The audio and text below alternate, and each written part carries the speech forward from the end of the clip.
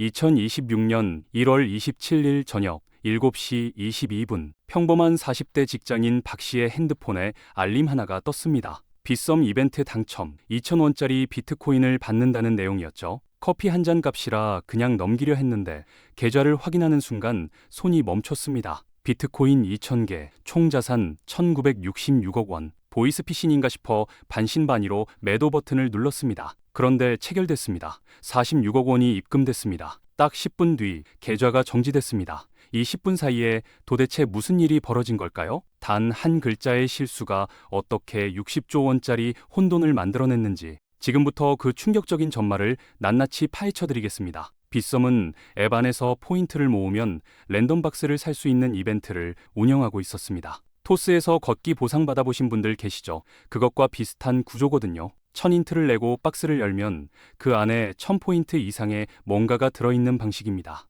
이번 이벤트의 당첨 보상은 2,000원어치 비트코인이었습니다. 비트코인으로 환산하면 약 0.00002 BTC, 말 그대로 푼돈이었죠. 그런데 담당 직원이 지급 단위를 잘못 입력했습니다. KRW 2,000원이 아니라 2,000 BTC를 넣어버린 겁니다. 단위 하나, 글자 하나의 차이였습니다. 그 결과 이벤트에 참여했던 695명 전원의 계좌에 1인당 1,966억 원이 꽂혔습니다. 695명 곱하기 1,966억 원, 총 오지급 규모는 약 60조 원입니다. 대한민국 1년 추가 경정 예산이 600조 원인데 그 10분의 1입니다. 삼성전자 시가총액의 12%가 단 한 번의 입력 실수로 만들어진 거죠. 알림을 받은 695명의 반응은 제각각이었습니다. 황당해서 그냥 둔 사람, 보이스피싱 같다며 무시한 사람, 이상하다 싶어 지켜본 사람, 그리고 일단 팔아본 사람. 여기서 당연한 의문이 하나 생깁니다. 빗썸이 실제로 보유한 비트코인은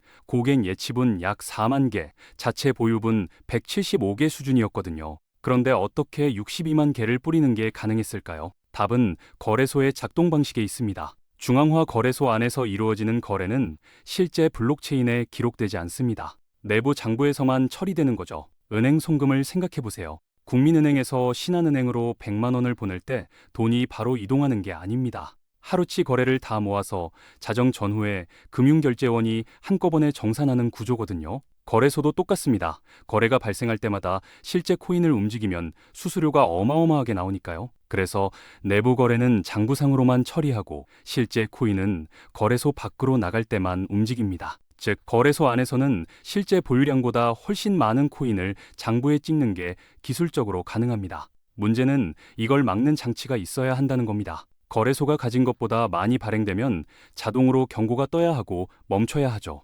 빗썸에는 그게 없었습니다. 박 씨가 매도 버튼을 누른 건 오지급 알림을 받고 나서 28분 뒤였습니다. 저녁 7시 50분, 비트코인 50개 매도 주문, 즉시 체결, 46억 원 입금. 시스템은 단 한 번도 제동을 걸지 않았습니다. 10분 뒤, 빗썸은 뒤늦게 사태를 파악하고 해당 계좌들의 입출금 차단 조치를 내렸습니다. 하지만 이미 늦었죠. 고객센터에 전화한 박 씨에게 상담원은 이렇게 말했습니다. 비트코인 개수가 잘못 입력됐고 지금 회수가 진행 중이라고요. 공식 공지도 사전 안내도 없었습니다.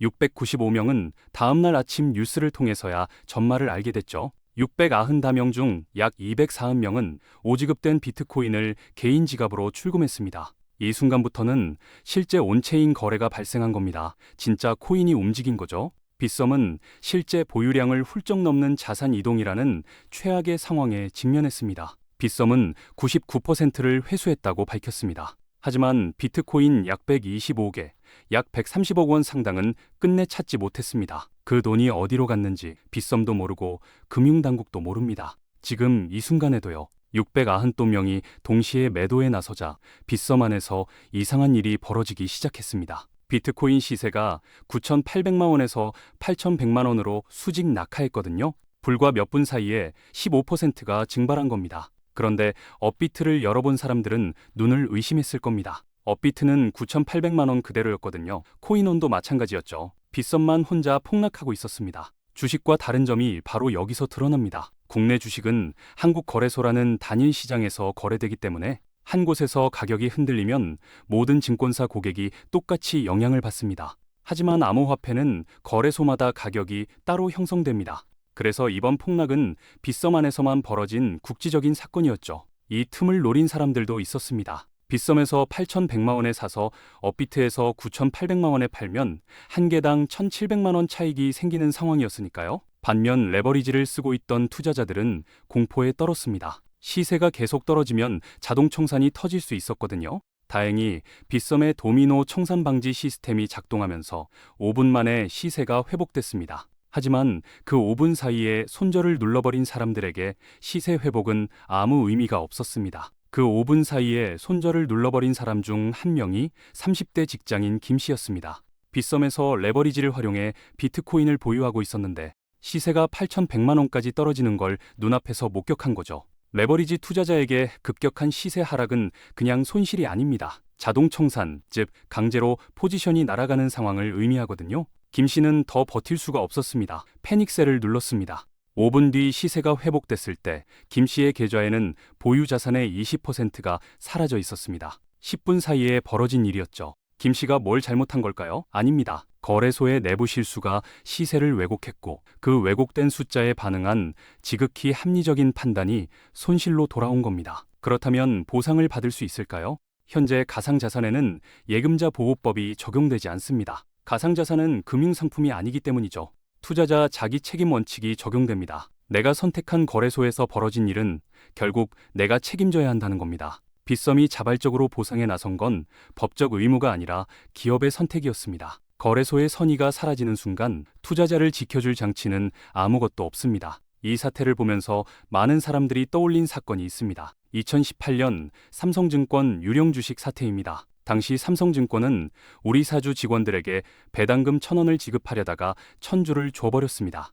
당시 삼성증권 주가가 약 39,000원이었으니 1인당 3,980만 원이 배당된 셈이었죠. 더 황당한 건 이게 삼성증권이 발행할 수 있는 총 주식 한도를 초과하는 물량이었다는 겁니다. 없는 주식이 생겨난 거죠. 그래서 유령 주식이라는 이름이 붙었습니다. 승인 담당자가 별다른 확인 없이 OK를 눌러버린 게 화근이었습니다. 구조만 보면 빗썸 사태와 거의 판박이입니다. 단위 하나 잘못 입력하고 확인 절차 없이 지급되고 시장이 흔들렸죠.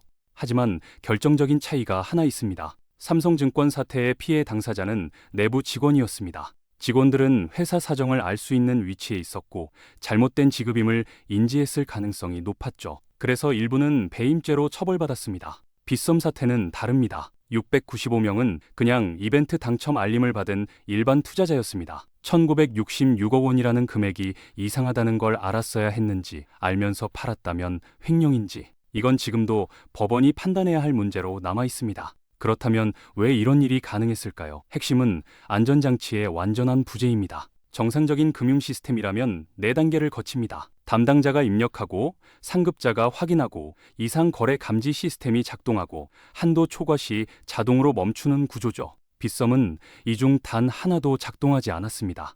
생각해보세요. 정상 지급액은 2,000원이었고 실제 지급액은 1,966억 원이었습니다. 무려 98만 배 차이입니다. 이 98만 배 차이를 시스템이 전혀 감지하지 못한 겁니다. 거래소가 보유한 코인 수량을 초과하는 발행이 이루어질 때 자동으로 차단하는 장치도 없었습니다. 장부 수치가 맞지 않는 상황이 발생하지 않도록 막는 기본적인 안전망 자체가 없었던 거죠. 업계에서는 빗썸이 이런 내부 통제 장치를 만들려는 계획은 있었다고 합니다. 다만 실제 구현은 계속 미뤄졌다고 하죠. 이유는 단순합니다. 사고가 터지기 전까지 보안과 내부 통제는 투자가 아니라 비용으로 보이거든요. 쓸모없어 보이는 곳에 돈을 쓰는 것처럼 느껴지는 겁니다. 그러다 사고가 터지면 그제야 깨닫는 거죠. 오류 발생부터 매도까지 단 28분이었습니다. 빗썸이 개입하기엔 너무 짧은 시간이었습니다. 빗썸은 사태 수습에 나섰습니다. 5지급 자산의 99%를 회수했다고 밝혔죠. 하지만 비트코인 약 125개, 약 130억 원 상당은 끝내 찾지 못했습니다. 어디로 갔는지 아무도 모릅니다. 빗썸도, 금융당국도요. 피해를 입은 투자자들에 대한 보상도 발표했습니다. 가격 폭락 구간에서 손해를 본 투자자들에게는 다른 거래소 시세와의 차이분의 10%를 더해 전액 보상하기로 했습니다. 총 보상 규모는 약 10억 원으로 추산됩니다.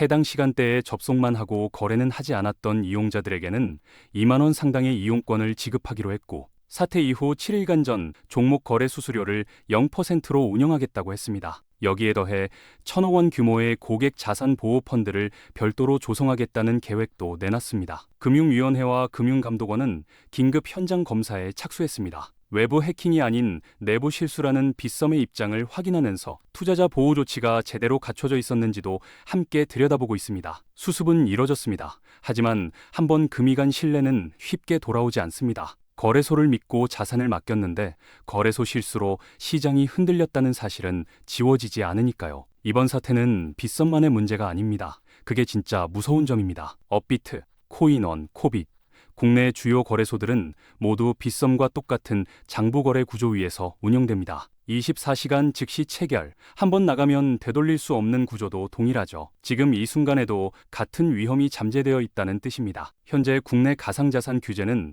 사업자 신고제와 실명 계좌 의무화 정도에 그칩니다. 미국과 유럽처럼 자본 요건, 정기 감사, 투자자 보호 장치가 법으로 강제되는 구조가 아니죠. 예금자 보호법도 적용되지 않습니다. 거래소가 실수를 해도 투자자를 강제로 보호할 법적 수단이 없습니다. 과거 대형 사태들을 떠올려 보세요. 2014년 마운트곡스는 해킹으로 파산했고 2022년 테라루나는 시스템 붕괴로 60조 원이 증발했으며 FTX는 고객 자금을 불법으로 유용했습니다. 해킹은 보안을 강화하면 막을 수 있습니다. 불법은 처벌로 억제할 수 있죠. 하지만 실수는 다릅니다. 사람이 하는 일이고 언제든 다시 일어날 수 있습니다. 그래서 이번 빗썸 사태가 더 충격적입니다. 악의도 없었고 해킹도 아니었습니다. 그냥 단위 하나를 잘못 입력한 겁니다. 그 실수 하나가 시장을 마비시키고 투자자의 자산을 순식간에 녹여버렸습니다. 여기에 글로벌 비트코인 시장의 악재까지 겹쳤습니다. 엎친 데 덮친 격이었죠. 지난해 10월 10일 크립토 시장에서 대청산 사태가 터졌습니다. 트럼프 대통령이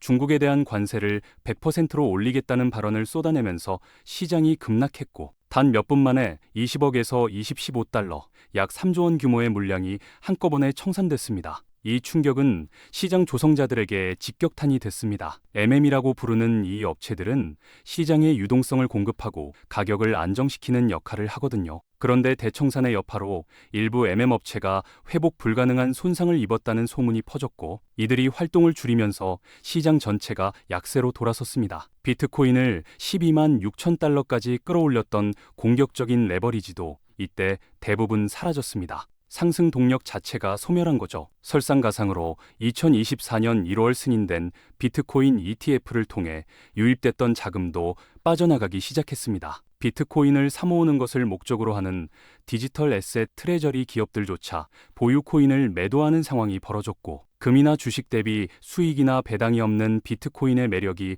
상대적으로 떨어지면서 기관 투자자 이탈도 이어졌습니다. 빗썸 사태는 이미 흔들리던 시장에 불신이라는 쐐기를 하나 더 박아버린 셈입니다. 그렇다면 우리는 어떻게 해야 할까요? 법이 지켜주지 않는 시장에서 거래소의 선의에만 기댈 수 없는 구조에서 결국 내 자산을 지킬 수 있는 건 나 자신뿐입니다. 첫 번째는 분산입니다. 한 거래소에 자산을 몰아넣지 마세요. 빗썸이 흔들릴 때 업비트는 멀쩡했습니다. 거래소는 언제든 사고가 날 수 있습니다. 여러 거래소에 나눠 보관하고 일부는 아무도 건드릴 수 없는 하드웨어 지갑으로 옮겨두세요. 두 번째는 설정입니다. 거래 한도를 직접 걸어두고 이상 거래 알림을 켜두세요. 이 단계 인증은 선택이 아니라 필수입니다. 출금할 때마다 한 번 더 확인하는 절차, 귀찮더라도 반드시 해두세요. 세 번째는 점검입니다. 내가 사용하는 거래소의 보안 등급을 확인하세요. 예치금 보호 제도를 운영하는지도 살펴보세요. 긴급 연락처는 미리 저장해 두세요. 문제는 항상 예고 없이 찾아오거든요. 단 한 글자의 실수가 60조 원을 만들어냈습니다. 다음번엔 100조 원일 수도 있고 당신의 자산이 그 안에 있을 수도 있습니다. 지금 당장 확인하세요. 준비된 사람만이 흔들리지 않습니다.